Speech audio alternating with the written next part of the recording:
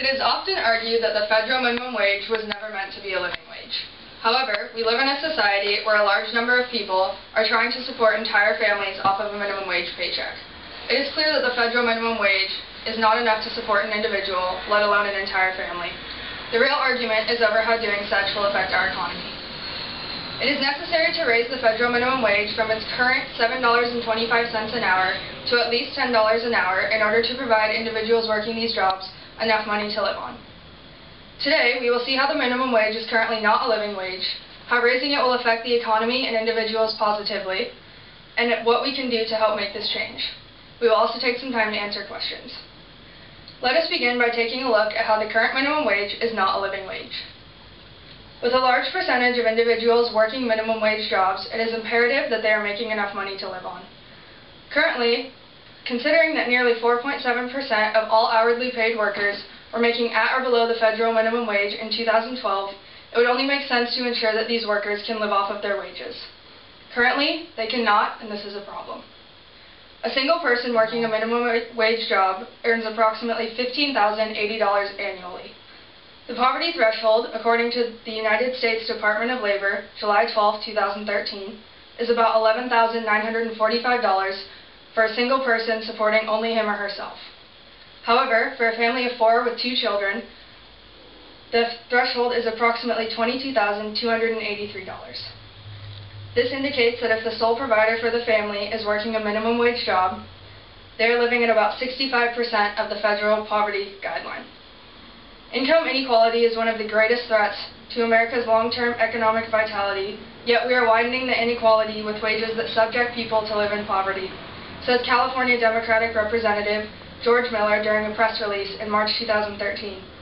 Out of all jobs paying the federal minimum wage, the greatest number of those living below the poverty line are fast food workers.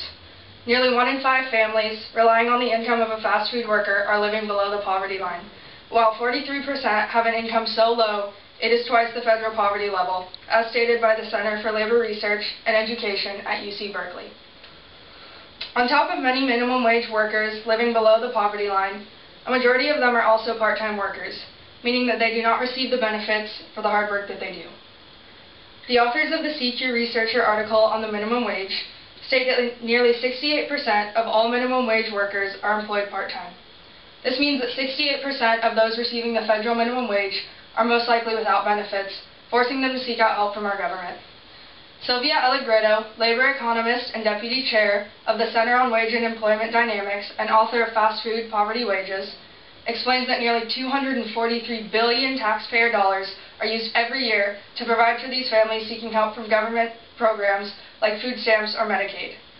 Of all people seeking government assistance, 73% are low-wage workers. The problem is that these people do not want to have to go to the government to meet their basic needs.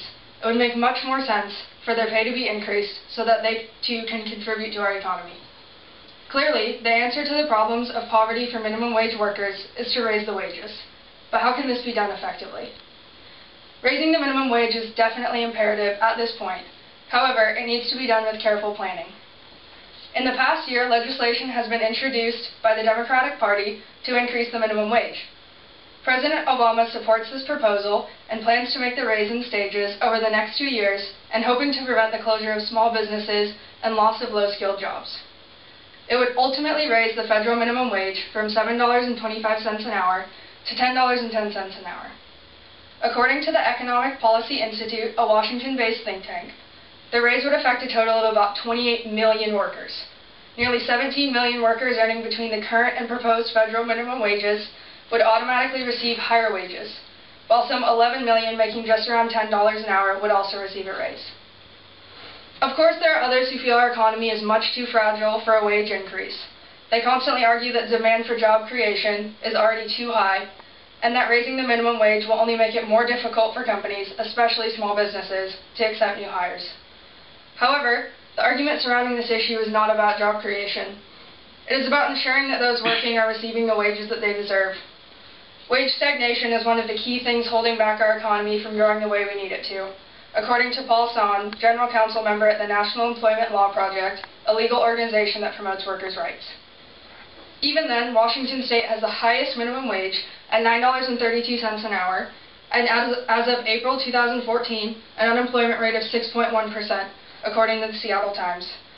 Furthermore, as reported by the Employment Security Department, there were nearly 7,700 new jobs created in just the past month. Washington is not the only state where an increased minimum wage has proven to be highly effective. Nearly 21 other states have minimum wages higher than the federal standard, and all of them have seen a decrease in unemployment within the past month. Only 10 states reported job loss, all of which have the federal minimum wage of $7.25 an hour. It is clear that raising the federal minimum wage is an effective solution to the issue of workers in poverty. Let us take a look at how this solution is taking effect in our own area. After only 3 days in office, Mayor of Seattle Ed Murray proposed a wage increase to $15 an hour for Seattle city workers. He has been heavily backed by fellow city council members, especially Kasama Sawant, who ran on a platform pushing the increase of minimum wage. City council members have constructed nearly 3 different forms of this legislation on increase. According to Seattle Times reporter Emily Hefter, Mayor Ed Murray intends to make Seattle more affordable through this legislation. While almost none of the workers in the city receive less than $10 an hour as it is, the increase may not be as difficult of a jump as it seems. Mayor Murray has made it very clear that a wage increase is one of his office's top priorities. I would like to now open the floor to any questions you may have. Yeah, do you honestly think that $15 an hour minimum wage is realistic right now? I believe that if we are going to raise the minimum wage, especially to $15 an hour, it's going to have to be something that's done over time. As President Obama proposed, it should be done in stages, so it would definitely begin with corporations because they're the ones who can currently afford a $15 an hour minimum wage. And one thing I didn't mention is that if we followed the inflation with our minimum wage since 1968, we would actually have a current minimum wage of $15 an hour. So that is where the number came from. But yes, I really do believe that it would be a good idea. How do you think small businesses would do with that? I think that small businesses would struggle, but that's why you would do it in stages, because it would allow them at least 2 years to prepare for the wage increase. Would they get any kind of tax break or anything, do you think? I mean, would that be a way to look at it? I mean, maybe, if that's the way that they want to do it, but definitely small businesses would be the last ones to be affected. Great. While it may seem like there's not much that you guys can do individually to help this problem, there are a lot of things we can do collectively to work towards making this change. Recently, there have been many rallies and protests in Seattle pushing for the wage increase, and it does not hurt to join in. When legislation is decided on for this issue, vote yes to increase the minimum wage. If we want this change to happen, we need to support those who can make it. Here, I have provided you all with a link where you will find a petition to raise the minimum wage in Seattle. I urge you all to log on and sign it, as it will only take a few minutes. Again, thank you all for your time today.